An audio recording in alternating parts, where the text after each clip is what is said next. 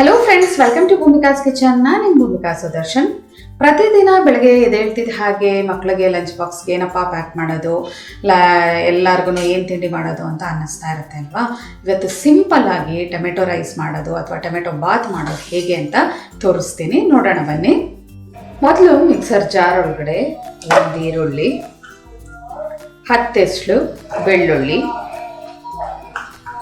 1 tomato, ಕೊತ್ತಂಬರಿ ಸೊಪ್ಪು 1/4 ಕಪ್ಪು, ಲೈಟಾಗಿ ಮಸಾಲೆ, ಅರ್ಧ ಇಂಚು ಚಕ್ಕೆ, 3 ಲವಂಗ, 2 ಏಲಕ್ಕಿ. ಇದಕ್ಕೆ ಒಂದು 1/4 ಕಪ್ಪಷ್ಟು ನೀರು ಹಾಕ್ಕೊಂಡು ನುಣ್ಣದಾಗಿ ರುಬ್ಕೊಳ್ತೀನಿ.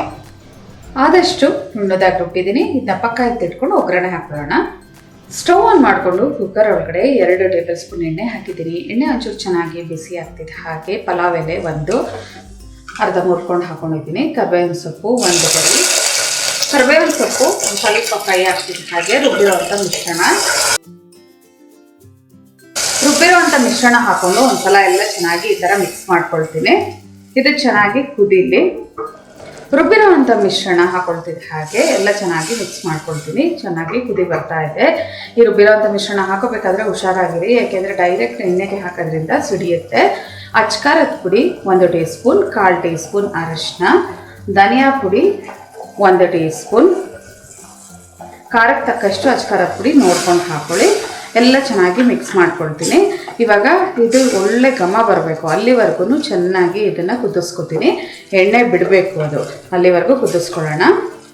4-5 ನಿಮಿಷ ಇದನ್ನು ಚೆನ್ನಾಗಿ ಕುದಿಸ್ಕೊಂಡಿದ್ದೀನಿ. ಮಿಕ್ಸ್ ಮಾಡಿಕೊಂಡು ನೋಡಿ, ಹಿಂಗೆ ತಳ ಬಿಡಂಗಾಗಬೇಕು. ಎಣ್ಣೆ ಕೂಡ ಚೆನ್ನಾಗಿ ಬಿಟ್ಟಿದೆ, ಒಳ್ಳೆ ಘಮ ಬರ್ತಾ ಇದೆ. ಆ ಬೆಳ್ಳುಳ್ಳಿ ಟೊಮೆಟೊ ಎಲ್ಲ ಚೆನ್ನಾಗಿ ಬಾಡಿರೋದ್ರಿಂದ ಇವಾಗ 2 ಕಪ್ಪಷ್ಟು ನೀರು ಹಾಕ್ಕೊಳ್ತಾ ಇದ್ದೀನಿ ಇದಕ್ಕೆ.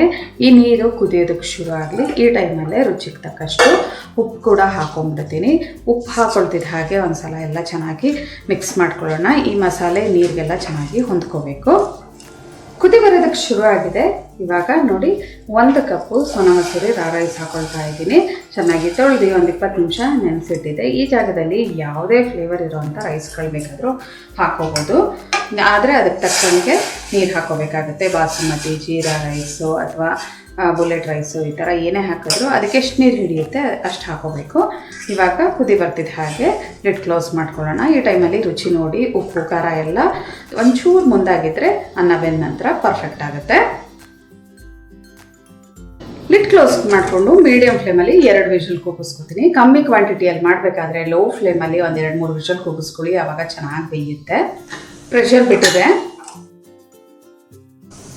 ಲಿಡ್ ಓಪನ್ ಮಾಡ್ತಿದ್ದ ಹಾಗೆ ಮಸಾಲೆದು ಲೈಟಾಗಿ ಘಮ ಬರ್ತಾ ಇದೆ. ಒಂದ್ಸಲ ಈ ಥರ ಮಿಕ್ಸ್ ಮಾಡ್ಕೊಳ್ತೀನಿ.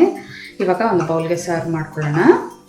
ಸಿಂಪಲ್ಲಾಗಿ ಒಂದು 20 ನಿಮಿಷದ ಒಳಗಡೆ ಟೊಮೆಟೊ ಬಾತ್ ಮಾಡ್ಕೊಂಬಿಡ್ಬೋದು. ನೋಡಿ, ಲೈಟಾಗಿ ಒಂದು ಮಸಾಲೆ ರುಬ್ಬಿ ಹಾಕಿ ಮಾಡ್ಕೊಂಬಿಟ್ರಂತೂ ತುಂಬಾ ಚೆನ್ನಾಗಿರುತ್ತೆ. ಮಕ್ಕಳಿಗೆ ತರಕಾರಿ ಎಲ್ಲ ತಿನ್ನೋದಕ್ಕೆ ಒಂದೊಂದ್ಸಲ ಬೇಜಾರು ಬೀಳ್ತಾರಲ್ವಾ, ಅಂಥ ಟೈಮಲ್ಲಿ ಪ್ಲೈನ್ ರೈಸ್ ಏನಾದರೂ ಕೇಳ್ತಿದ್ದಾರೆ ಅಂತ ಅಂದಾಗ ಇದನ್ನು ಮಾಡಿಕೊಡಿ. ದೊಡ್ಡವ್ರಿಗಾದರೆ ಇದ್ರ ಜೊತೆಗೆ ಚಟ್ನಿ ಅಥವಾ ಈರುಳ್ಳಿ ರಾಯ್ತನ ನೀವು ಪಕ್ಕ ಇಟ್ಟು ಕೊಟ್ರಂತೂ ತುಂಬಾ ರುಚಿಯಾಗಿರುತ್ತೆ. ಮತ್ತೆ ಆಗ್ತಡ ನೀವು ಕೂಡ ಮಾಡಿ ಹೇಗಿದೆ ಅಂತ ನನಗೆ ಕಮೆಂಟ್ ಬಾಕ್ಸಲ್ಲಿ ತಿಳಿಸಿ. ಇವತ್ತಿನ ಈ ಸಿಂಪಲ್ ರೆಸಿಪಿ ನಿಮ್ಗೆ ಇಷ್ಟ ಆಗಿದ್ರೆ ಲೈಕ್ ಮಾಡಿ, ಶೇರ್ ಮಾಡಿ. ಯಾರೆಲ್ಲ ಇನ್ನೂ ಭೂಮಿಕಾಸ್ ಕಿಚನ್ಗೆ ಸಬ್ಸ್ಕ್ರೈಬ್ ಆಗಿಲ್ಲ ದಯವಿಟ್ಟು ಸಬ್ಸ್ಕ್ರೈಬ್ ಆಗಿ. Thanks for watching.